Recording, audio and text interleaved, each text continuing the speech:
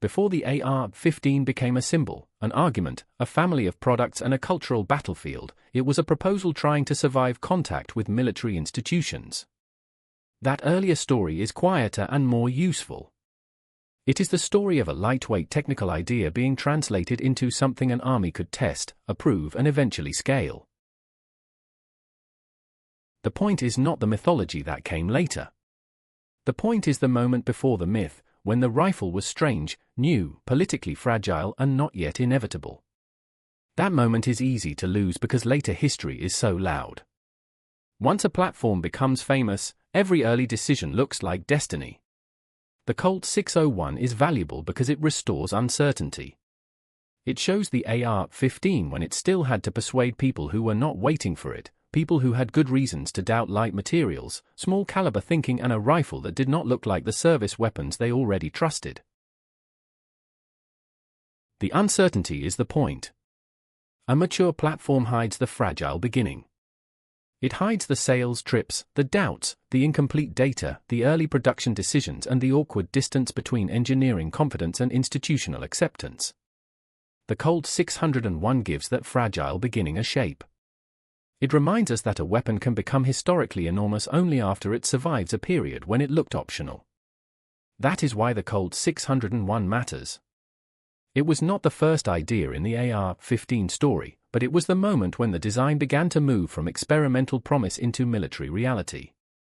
It carried Armalite's concept into Colt's sales machine, into demonstrations, into foreign interest, into American service debates, and eventually toward the M16 lineage that would define decades of small arms history. This video stays with that adoption story, design concept, institutional resistance, testing culture, salesmanship and the way a platform becomes legible to a conservative institution. It is not about operation, acquisition advice, construction, alteration or modern civilian debate. The first thing to understand is that new military rifles do not arrive as obvious answers. They arrive as arguments. The AR-15 argued for lightweight, small-caliber high-velocity thinking, modern materials, and a different relationship between soldier, ammunition and controllability. Those ideas were not universally accepted. To many observers shaped by full-power rifles and older doctrine, they could look fragile, underpowered or too futuristic. That skepticism was not irrational. Militaries are paid to be suspicious. A service rifle has to be carried by ordinary people under pressure, produced at scale, maintained imperfectly, taught repeatedly and defended before budget authorities. A new concept has to pass through all of that before it becomes real. Engineering elegance is not enough. If you want more stories about how weapons become institutional decisions, subscribe after this point. Arsenal context is about adoption, doctrine, and engineering trade-offs, not culture war shouting or tactical instruction. The AR-15's early path began with Armalite and Eugene Stoner's design philosophy, but the design needed a company that could push it into military markets. Colt acquired rights and began producing the Model 601 around the turn of the 1960s. That shift mattered because invention and adoption are different skills. A design can be clever and still die if nobody can sell it to the institutions that matter. The Colt 601 had a distinctive early identity, lightweight construction, early furniture, and a visual language that looked unlike the wooden-stocked rifles many military buyers understood. That visual difference mattered. Weapons are judged by numbers, but they are also judged by trust. An object that looks unfamiliar has to work harder to convince conservative institutions that it belongs in serious service. That trust problem is not superficial. A rifle's appearance can summarize hidden fears. Plastic-looking furniture can suggest fragility even when the engineering argument says otherwise. A slim barrel can look unserious to eyes trained on older rifles. A lightweight object can feel like a shortcut rather than an advantage. The early AR-15 had to fight not only test criteria, but the emotional weight of what a real military rifle was supposed to look like. The traditional rifle world valued power, range, wood, and steel seriousness. The AR-15 proposed a different equation: lighter ammunition, lighter weapon, different recoil behavior, and a belief that controllable fire and carried ammunition could matter more than the old full-power ideal in many infantry contexts. Whether one agrees with every claim or not, that was a major intellectual shift. The early AR-15 also faced the problem of translation. Engineers could describe materials, weight, and ballistic concepts. Salesmen had to turn those ideas into institutional language. What does lighter mean to a commander? What does controllable mean to a training system? What does a small caliber concept mean to someone who associates seriousness with a larger cartridge? Adoption happens when technical ideas become bureaucratic arguments. The translation had to be precise because the old argument was strong. Full-power rifles carried the authority of previous wars and the dignity of long-range marksmanship. They felt responsible. A smaller, lighter system could be accused of chasing novelty or reducing seriousness. The early AR-15's advocates needed to show that lightness was not a toy-like quality. It was a logistical and tactical proposition in broad doctrinal terms. This is why the Colt 601 story includes demonstrations and foreign sales efforts. New weapons often need outside interest to create credibility at home. If another buyer takes the idea seriously, the idea becomes harder to dismiss as a laboratory curiosity. A rifle's reputation can grow through a chain of evaluations, limited purchases, field reports, and influential advocates long before it becomes standard. There is a useful comment question here: when does innovation become credible to a conservative institution? Is it test data, battlefield pressure, a powerful sponsor, or simply the failure of the old answer?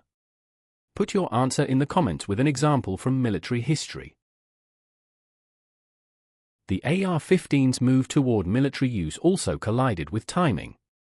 The United States was wrestling with the limits of the M14 and the meaning of the small caliber, high-velocity idea. The new rifle did not enter a neutral room. It entered a debate about doctrine, ammunition, soldier load, controllability, and what modern infantry fire should look like.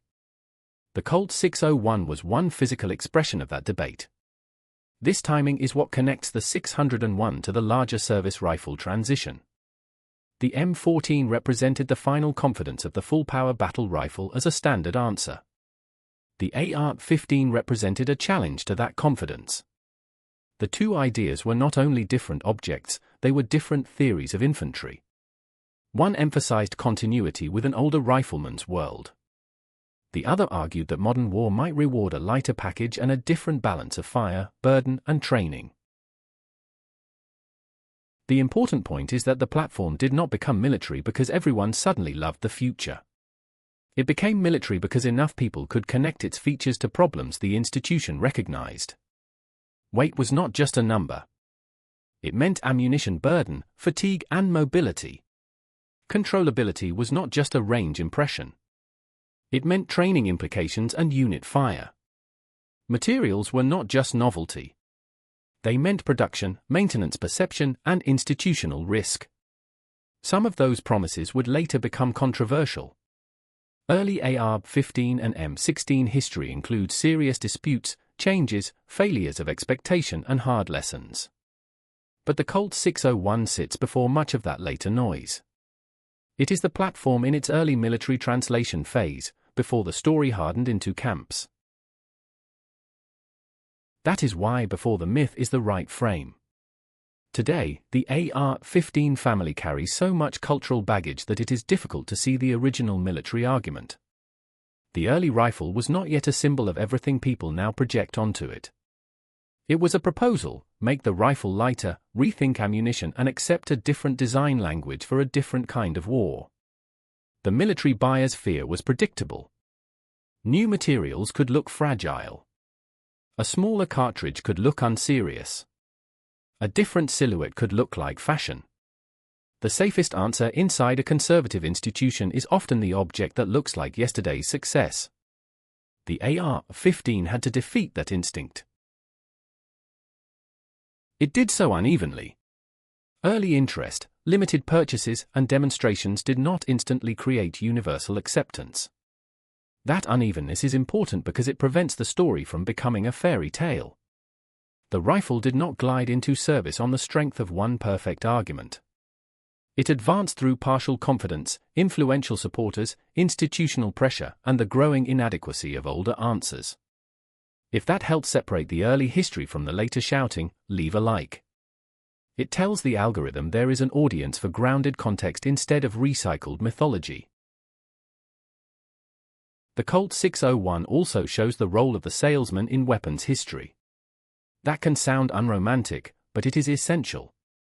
A design does not become a service rifle just because it is clever.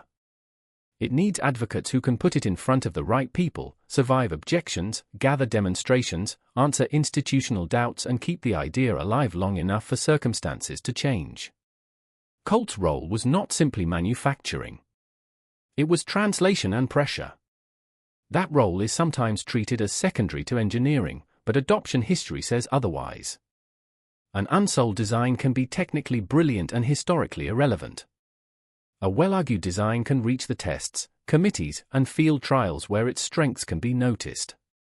The Colt 601 sits at that junction between invention and persuasion. It is where a design philosophy began acquiring institutional momentum. There is a darker lesson in that. Institutions do not always choose the best idea at the moment it appears. They choose the idea that becomes persuasive when the institution is ready to hear it. The AR-15's early path depended on both technical argument and strategic timing. The old full-power rifle concept had to look insufficient enough for the lighter concept to appear acceptable rather than reckless. The Model 601 is therefore not just a collector's curiosity. It is an artifact of persuasion. Its early features, its production history, its demonstrations, and its movement into military channels show a platform before standardization sanded down the edges. You can see the future, but you can also see how uncertain that future still was. One reason this matters is that later success can make early risk invisible. Once a platform becomes dominant, people imagine it was destined. It was not. The AR-15 family could have remained a failed experiment, a limited curiosity, or a footnote if the institutional argument had failed. The Colt 601 belongs to the period when that outcome was still possible. That uncertainty is the most valuable part of the story. It reminds us that military technology does not move in a clean line from invention to adoption. It moves through persuasion, politics, tests, doctrine, accidents, advocates, and enemies of change. The object is important, but the adoption environment is decisive. The relationship to the M16 should be handled carefully. The Colt 601 is not simply the M16 with different furniture, and it is not the whole later story compressed into one rifle. It is the bridge. It shows the platform being made military before later variants, controversies, and fixes defined public memory. It is the beginning of a language, not the final dictionary. That bridge role also helped separate history from argument. Later M16 problems and later AR-15 cultural politics are real parts of the broader story, but they can swallow the beginning. The 601 asks us to pause earlier, when the central issue was whether the platform could become credible at all. Before the famous disputes, there was the simpler and harder question: can this unfamiliar idea convince a serious institution? That bridge role explains why the AR-15 became so historically large. It was not only a rifle adopted by one military. It became a platform idea. Once a platform enters service and keeps evolving, the original adoption decision keeps echoing. Later models, doctrines, allies, controversies, and civilian markets all grow from the first successful institutional translation. But the echo should not erase the beginning. Before the AR-15 became a symbol, someone had to convince a cautious institution that lightness was not weakness, that modern materials were not unserious, and that a smaller cartridge concept could belong in the future of infantry arms. That argument was the real battlefield of the early platform. That argument also had to survive the gap between demonstration and scale. A prototype can impress. A limited run can interest specialists. A service rifle must be produced, inspected, taught, repaired, criticized, and carried by ordinary people. The Colt 601 stands at the beginning of that longer path, where a promising object had to become an accountable system. The final lesson is not that new is always better. The M14 story proves the opposite mistake is possible, but so does every failed innovation. The lesson is that an institution must know when continuity protects it and when continuity blinds it. The early AR-15 forced that question into the open. It asked a conservative military to consider that the old image of rifle seriousness might be too heavy, too rigid, and too tied to the last war. That question is why the Colt 601 remains important even for viewers who already know the later platform. It captures the hinge, not the end point.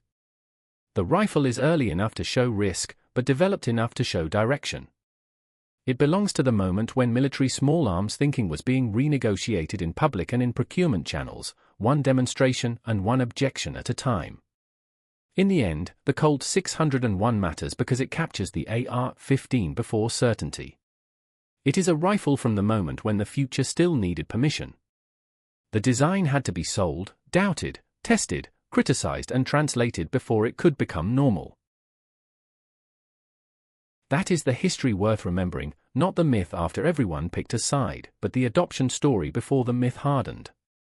A technical idea became a military rifle because enough institutional pressure, battlefield imagination, and persuasive effort lined up behind it. The object was light. The decision behind it was heavy. And that is why the early AR-15 story still matters.